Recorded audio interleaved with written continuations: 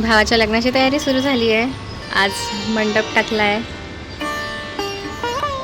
आणि आता उद्या सगळे पाहुणे यायला सुरुवात होईल आणि आम्ही खूप सगळे एक्सायटेड आहोत.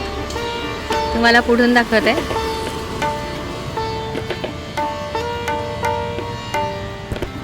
येस, तर हे आपलं घर.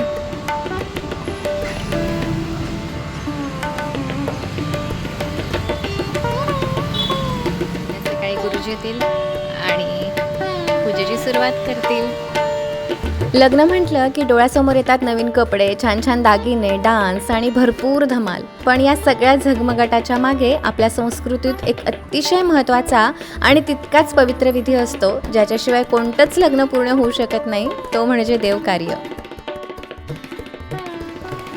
नमस्कार मंडळी, कसे आहात? मजेत ना? असायलाच हवं. आज भावाच्या लग्नाचा पहिला विधी आहे, जो आहे देवकार्य. आणि माझी तयारी झाली आहे, परंतु त्यापूर्वी मी स्वामींच्या दर्शनाला चालली आहे. आपल्या धुळ्यात स्वामी समर्थांचं मंदिर हे सगळ्यांनाच माहिती आहे. तर आपण आजच्या दिवसाची सुरुवात आधी स्वामीच्या दर्शनाने करूया आणि मग तुम्हाला मी सगळा विधी दाखवते.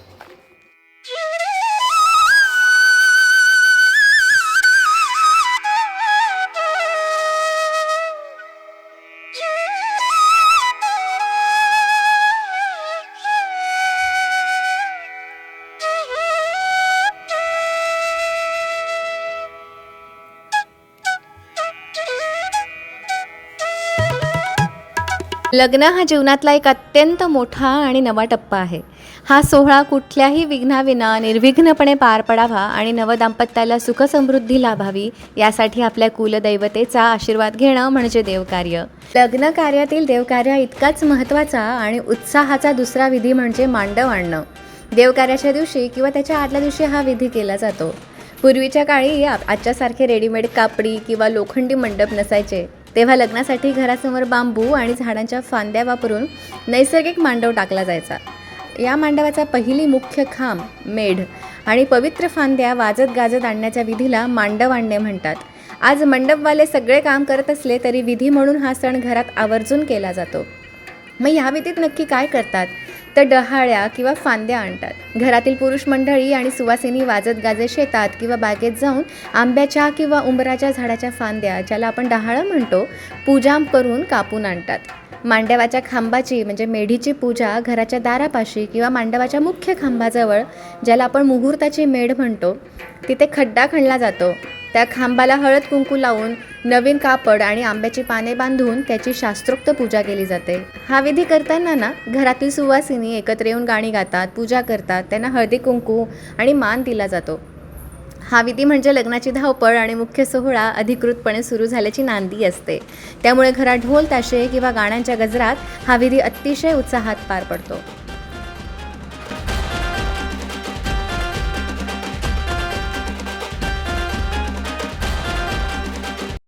आणि हा आपला नवरदेव रेडी.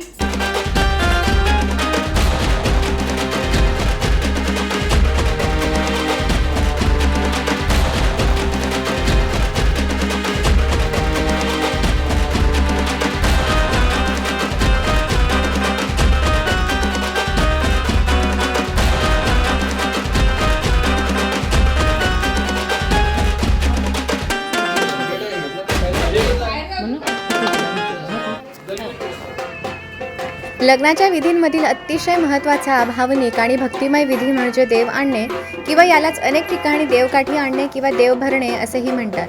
देव कार्याचा हा एक मुख्य भाग आहे. आपल्या कुलदैवतेला म्हणजेच खंडोबा असेल, भवानी माता किंवा ज्योतिबा केवळ पत्रिकेद्वारे आमंत्रण देऊन चालत नाही, तर त्यांना साक्षात लग्न मंडपात आणि घरात उपस्थित राहण्यासाठी सन्मानाने बोलावून आणणं म्हणजेच देव आणणे. देव आणल्यानंतर मग लग्न संपेपर्यंत ते घरातच वास करतात अशी श्रद्धा असते. लग्नासारख्या मोठ्या कार्याच्या निमित्ताने अनेक कुटुंबांमध्ये कुलदैवताचे टाक किंवा देव्हारे नव्याने बनवले जातात. हे टाक सोन्याचे किंवा चांदीचे असतात, ज्यावर कुलदेवी किंवा कुलदेवाचा चेहरा, मूर्ती कोरलेली असते. हे टाक बनवण्याचं काम गावातील सोनाराला दिलं जातं.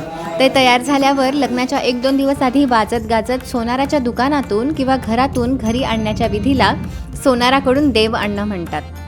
वराकडची किंवा वधूकडची मुख्य मंडळी, सहसा सुवासिनी आणि घरातील पुरुष वाजत गाजत सोनाराच्या घरी जातात. तिथे गेल्यानंतर नवीन तयार केलेल्या देवांच्या टाकांची आणि सोनारांच्या हत्यारांची, म्हणजे ज्याने देव घडवले, हळद, कुंकू, अक्षता, फुले वाहून पूजा केली जाते.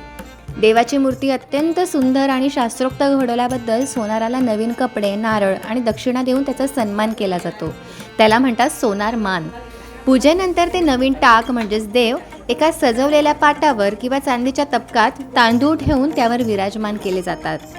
मग सोनाराच्या घरापासून ते आपल्या घरापर्यंत हे देव वाजत गाजत सनई, चौघडा, ढोल ताशांच्या गजरात आणले जातात. यावेळी देवांवर छत्र धरले जाते किंवा सुवासिनी ते तबक आदराने हातात धरतात. देव घरी आल्यावर दारात त्यांचे औक्षण केले जाते. त्यानंतर हे नवीन टाक घरातील मुख्य देव्हाऱ्यात ठेवून त्यांची महापूजा केली जाते आणि मग लग्न कार्याला सुरुवात होते.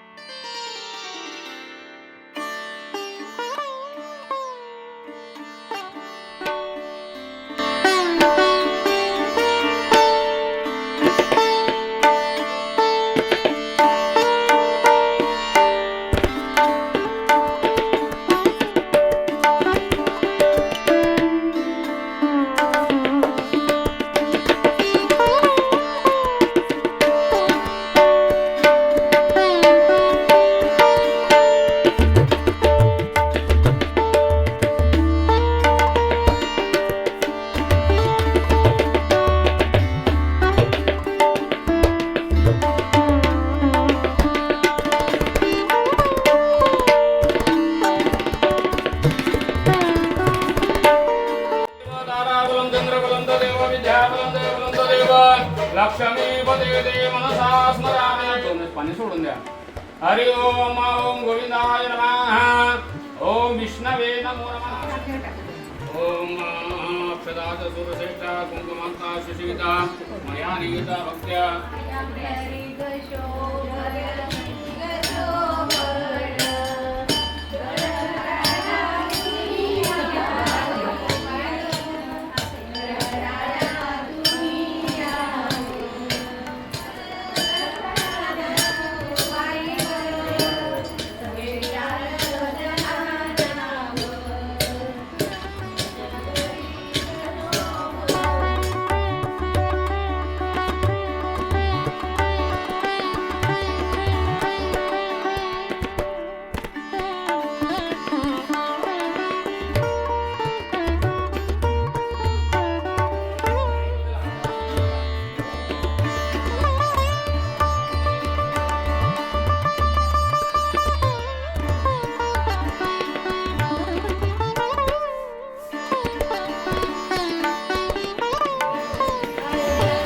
फिरवा फिरवा फिरवा. बोलतो ना तुम्ही.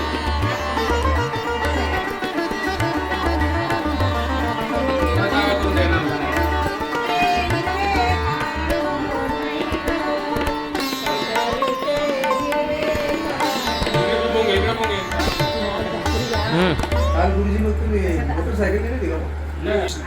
लहान भावाचं लग्न म्हणजे सगळ्या बहिणींसाठी आनंदाचा क्षण.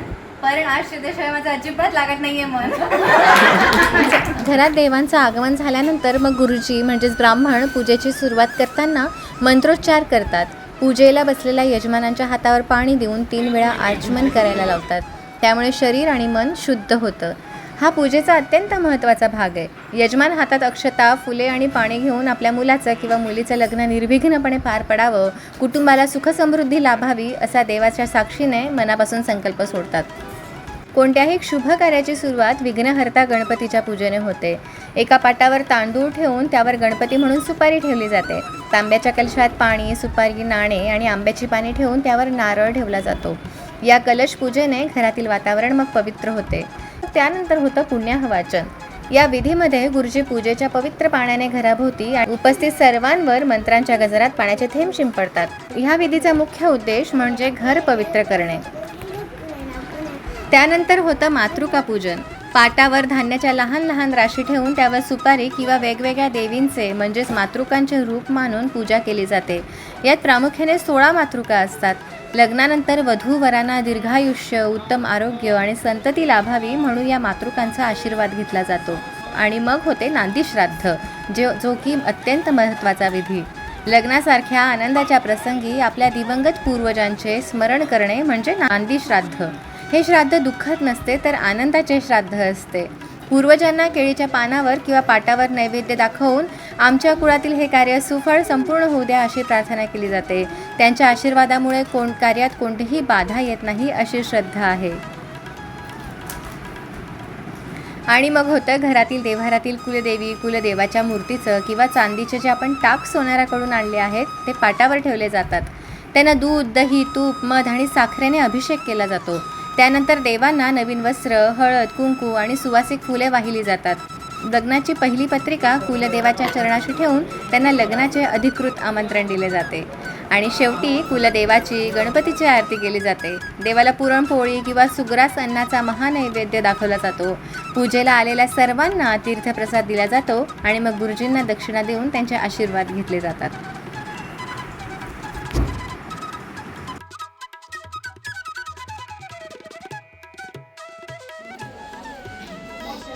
आरती चालू असताना आरती व्हायला पाहिजे. हो ना सर.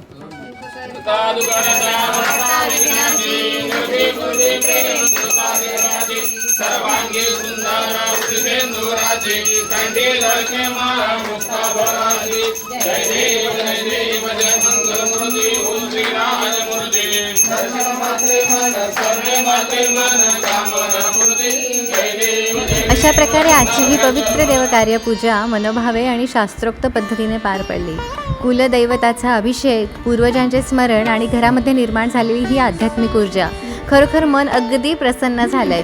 देवाच्या आणि मोठ्यांच्या आशीर्वादाने आता आपल्या लग्नकार्याची खऱ्या अर्थाने सुरुवात झाली आहे. साक्षात देवांचे वास्तव्य आता या घरात आहे. त्यामुळे पुढचे सगळे विधी अगदी आनंदात पार पडतील यात शंकाच नाही. आपला आजचा हा विधी आणि हा व्हिडिओ आवडला असेल तर लाईक आणि कमेंट करायला अजिबात विसरू नका. पुढच्या भागात आपण पाहणार आहोत सगळ्यात धमाल विधी, तो म्हणजे भावाच्या लग्नाचा सोहळा. सो येस, स्टे ट्यून्ड आणि पाहत रहा आपलंच व्लॉग.